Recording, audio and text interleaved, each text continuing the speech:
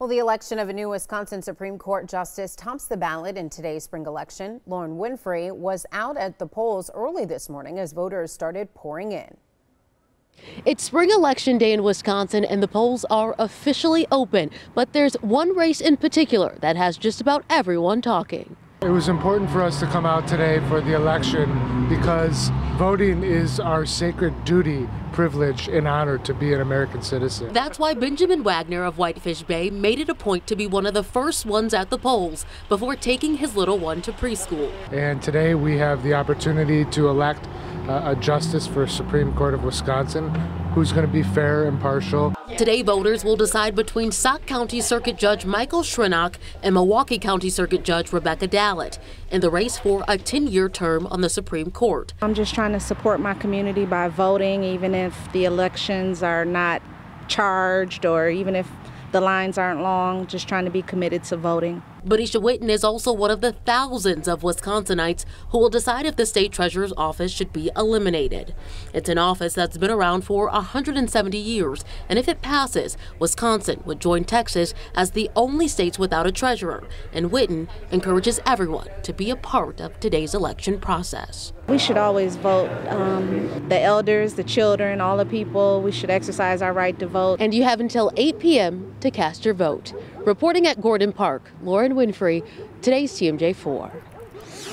Well, several communities in southeast Wisconsin are asking taxpayers for millions in school referendums. The Plymouth School District is asking for nearly $32 million. Brown Deer wants to borrow nearly $26 million. And the Whitnall School District is asking voters to okay $16 million for school improvements. And before heading to the polls, remember to bring a form of ID. If you do not have an ID, you can get one from the DMV. Bring a birth certificate to prove your identity. Student and military IDs are accepted to vote. For a list of polling places and to review what you'll find on your ballot, we've got a link up on TMJ4.com. That'll take you to the My Vote Wisconsin page. More local news now. A 56-year-old woman is recovering after being stabbed in the parking garage of Columbia St. Mary's Hospital. Police say it happened last night when a man tried to rob her, then stabbed her in the chest. He ran off but was caught near 35th in Wisconsin. Police say a 53-year-old man is in custody right now. The victim is expected to survive. A Milwaukee couple is expected to be sentenced today for the endangering of 8 children. Amanda Marie Martinez and Ellis Toms were under the influence when police say they crashed their minivan along I-43 earlier this year with 8 kids inside, all under the age of 13. Only one child was wearing a seatbelt. None of the kids were seriously hurt.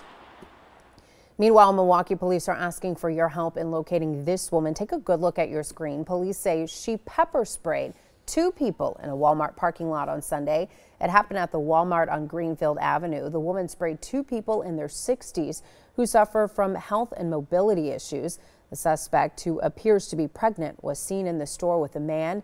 If you have any information, call police. Well, happening today, an informational session will take place in Racine County for companies bidding for work during the new Foxconn plant's construction. It's happening in Sturtevant at Fountain Hall on Duran Avenue. Registration begins at 1. The session runs from 1:30 until 3 this afternoon.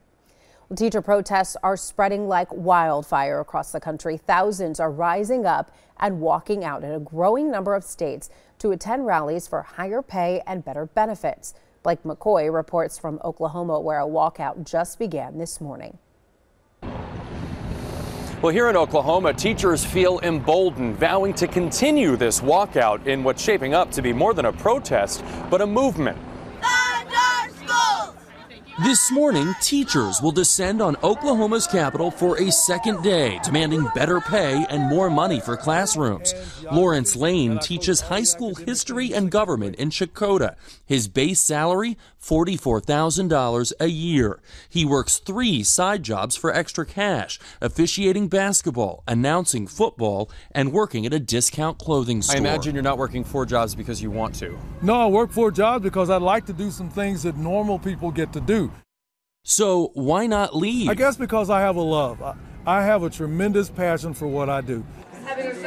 Oklahoma lawmakers passed a historic $6,100 pay raise last week, but teachers have doubts over how it will be funded.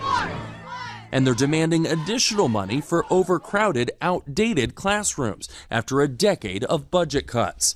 One sign read, "My textbooks are older than me." This student brought proof. This is my history textbook. That's why we're here. We're here for the kids. We're their voice. That's why we're here. And it sounds like they're here for you today. Yes.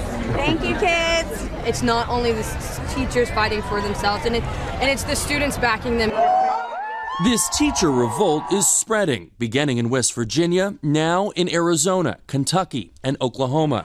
This morning, showing no sign of letting up. We will continue this fight until we feel like our kids are getting what they need.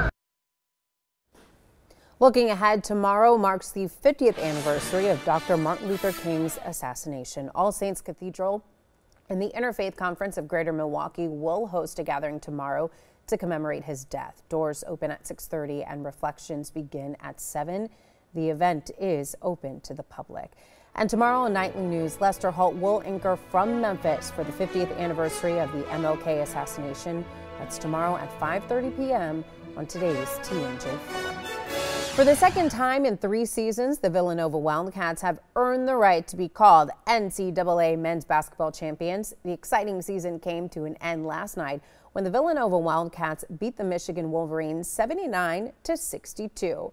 Villanova students flooded the streets around campus to celebrate their team's win. Fans climbed utility poles even after police greased them in preparation. Now, even a small fire was set in the streets of Philadelphia. Students gathered around, with some trying to jump over the flames. Back here at home, the Brewers are hoping to get a win in for their series home opener. Yesterday, they fell short of victory against the Cardinals.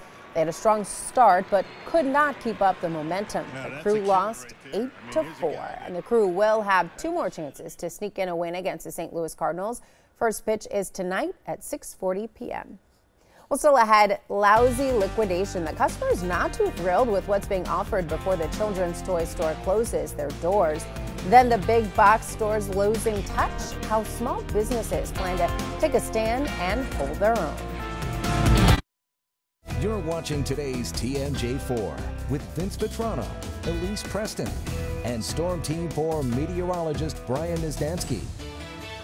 Storm Team 4 now. Things are starting to get a little messy out there. This was downtown Milwaukee about an hour ago. The first week of April is taking a turn with snow in the forecast, but check this out. The flowers are still trying to bloom. Now, do snow showers, does that help with Mayflowers? I mean, it depends on the flower, I think. Okay. Some of them are okay with it. The rule of thumb typically is it's got to snow on the tulips twice. Okay. In the spring. I'll remember that. The unfortunate thing is most of the tulips aren't even up yet. Okay. So we might have 2 more to go. If I'm trying to grow tulips and they're like planted, should I scoop up some of this snow and just dump it on there? They should be okay. Okay. Yeah, they'll be fine with it. Tulips are one of those hardy ones for sure. All right, here's your impact planner. As we go through the afternoon and into this evening, we're going to see a transition from light rainfall, which is what most of you are seeing. We are getting a mix of precipitation already northwest, but eventually that light rainfall changes over to some snow, and there might be a brief period of some ice too. So we've added that to the impact planner, and that could land during the evening commute. So that makes things a little bit dicey, and that's why the National Weather Service has issued a winter weather advisory for everybody else across southeastern Wisconsin. Now, it's still looking like 1 to 3 inches of snow for most of the area, but 3 to 6 inches possible well to the north, and you can see the winds gusting up to 30 miles per hour. Also another issue.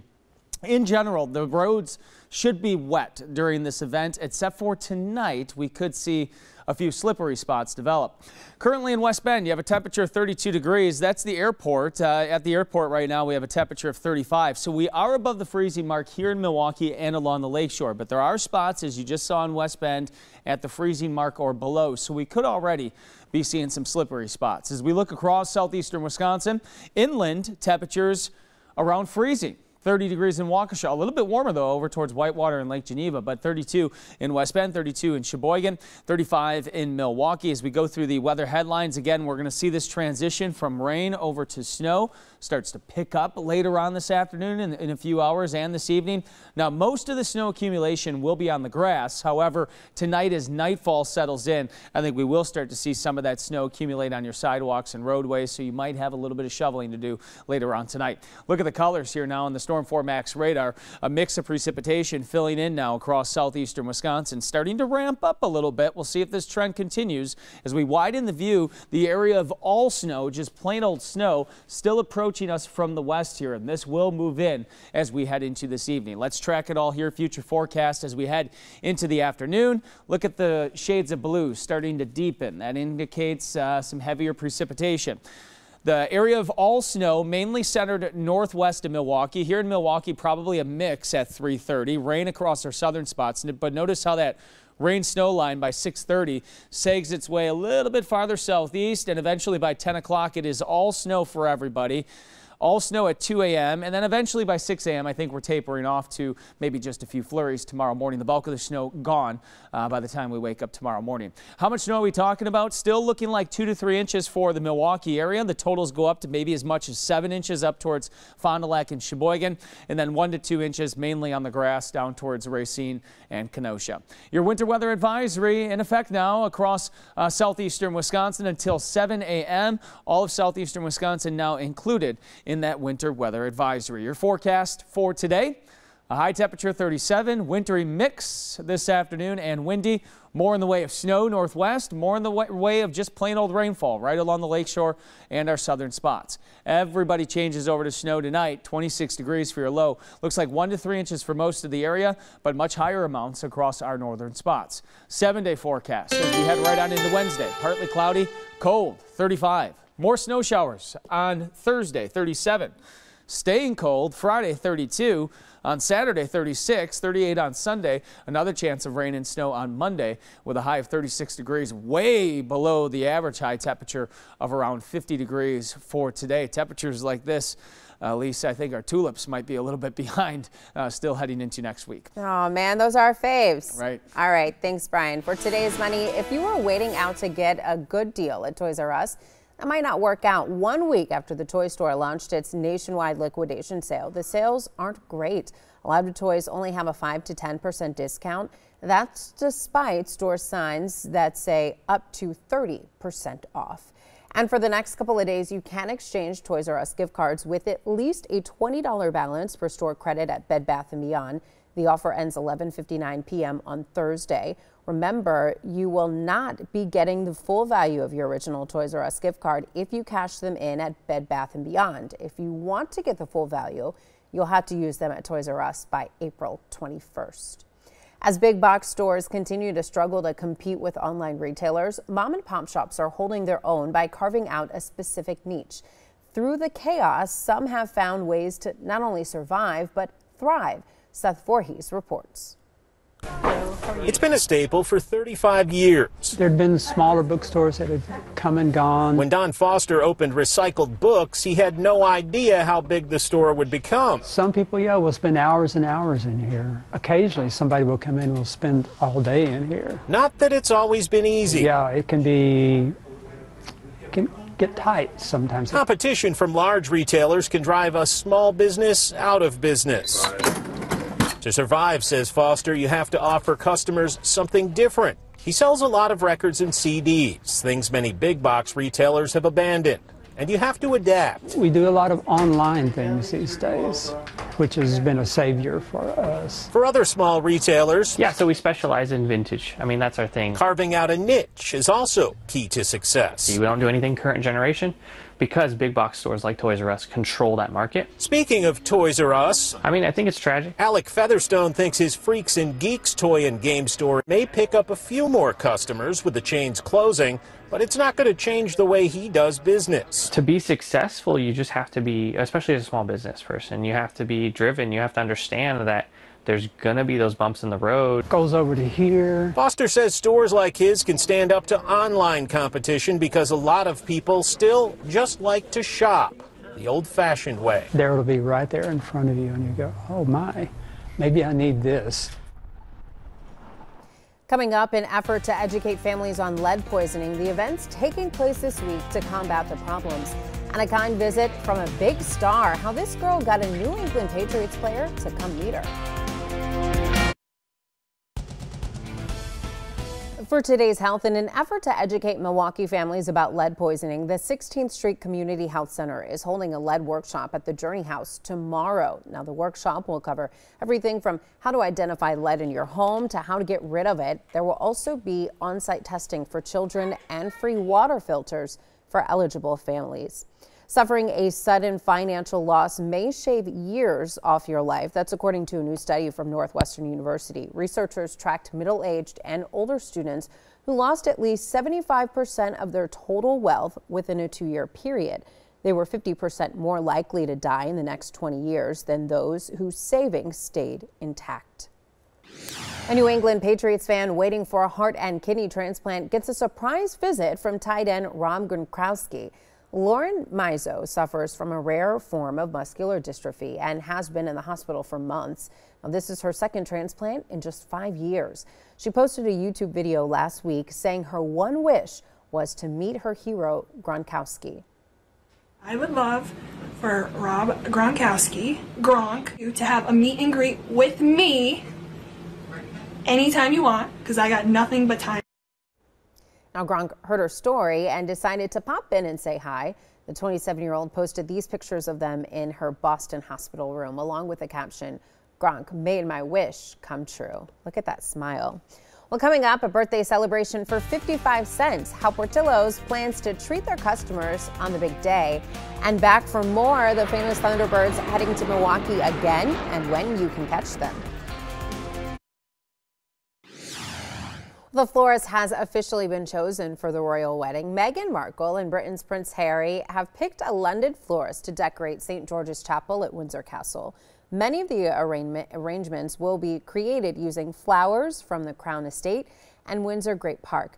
After the wedding, the flowers will be given to local charities. The wedding takes place May 19th.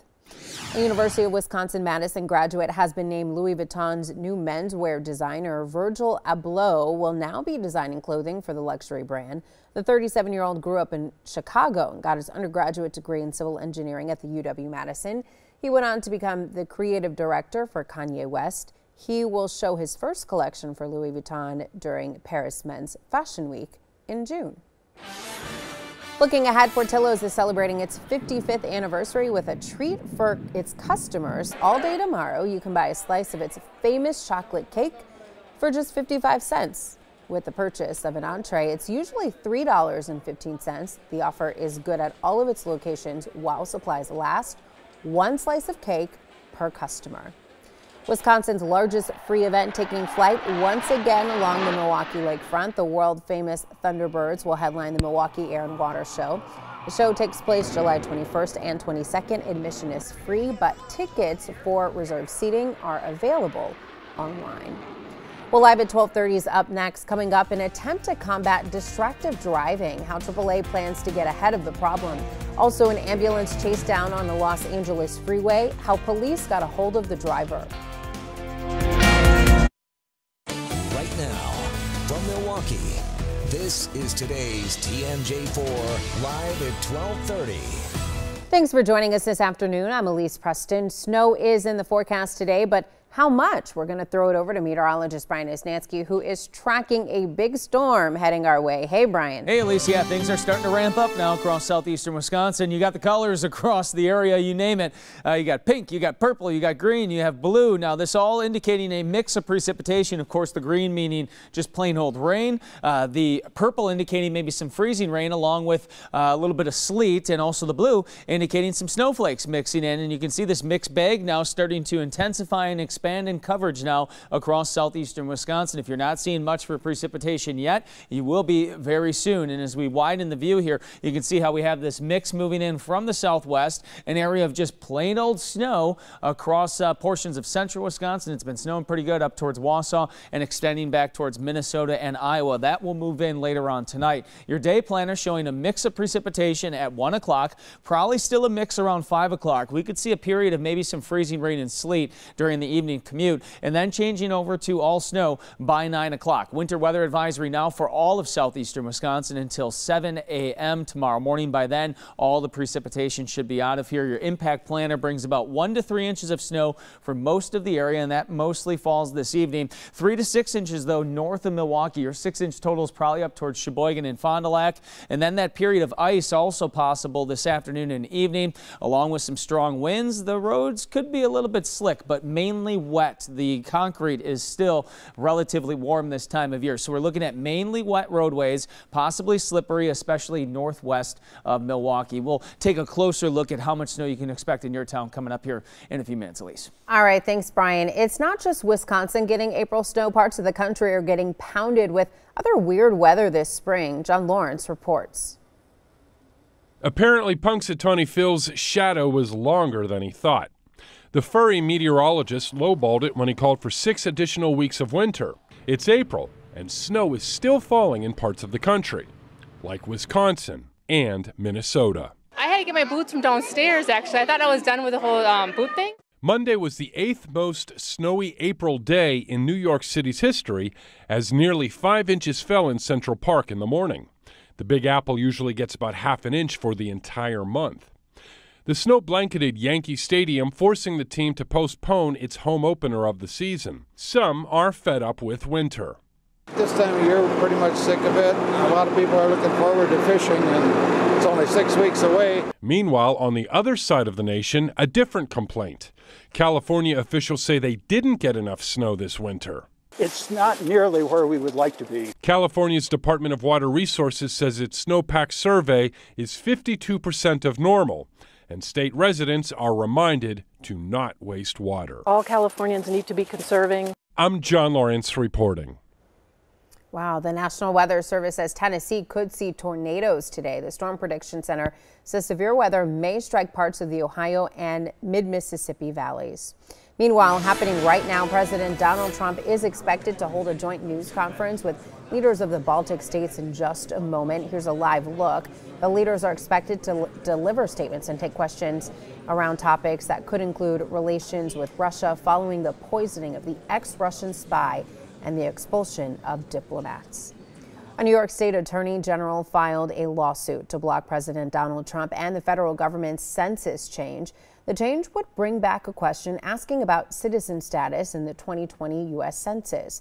Eric Schneiderman filed the block after the Commerce Department announced it would reintroduce the question, which had not been asked since 1960. It's voting day in Wisconsin, and several communities in southeast Wisconsin are asking taxpayers for millions in school referendums. The Plymouth School District is asking for nearly $32 million. Brown Deer wants to borrow nearly $26 million. And the Whitnall School District is asking voters to okay $16 million for school improvements. And before heading to the polls, remember to bring a form of ID. Student and military IDs are accepted to vote. For a list of polling places and to review what you'll find on your ballot, we've got a link up on TMJ4.com that'll take you to the My Vote Wisconsin page. New developments today in the Bill Cosby sexual assault trial. This morning, a judge agreed to allow a woman who says Cosby's accuser, Andrea Constan, was out for money to testify. And the judge also said the jury can hear the amount of the settlement Constan received. Cosby is charged with drugging and sexually molesting her at his Philadelphia home in 2004. He says the sexual encounter was consensual. His first trial ended in a hung jury. A California woman arrested after stealing an ambulance and leading police on a high-speed chase. Police say the vehicle was parked outside an LA hospital when it was stolen. The driver reached speeds up to 70 miles per hour as she hopped through various freeways in Los Angeles. No patients were in the ambulance when it was stolen. Eventually, police were able to stop the ambulance and arrest the woman. AAA wants to cut down on distracted driving. The month of April is Distracted Driving Awareness Month, so AAA and Hertz are teaming up on a campaign that encourages drivers to look at their driving habits and pledge to stay focused on the roads. A new poll last week said distracted driving is a growing danger on the roads, with more than 35% of people admitting to texting and driving. Well, still ahead, we'll get a look at the markets this afternoon and the Summerfest acts taking stage, the new headliner performing for the first time at the festival. We're taking a look at the market right now. The Dow up 182 points, NASDAQ up 24 points, and the S&P 500 up 12 points. A competitor unlike any other will be teeing off in the Golf World's tournament. Matt Parziale won the U.S. Mid-Amateur Championship on Friday to earn a spot in the Masters field. He shot the third largest margin of victory in championship history. Now, his day job is a firefighter. You see that photo there. He is in Massachusetts, and now he's headed to the Masters. The first round tees off Thursday. Movie stars Channing Tatum and his wife Jenna Dewan Tatum are calling it quits. The celebrity couple announced their separation on Instagram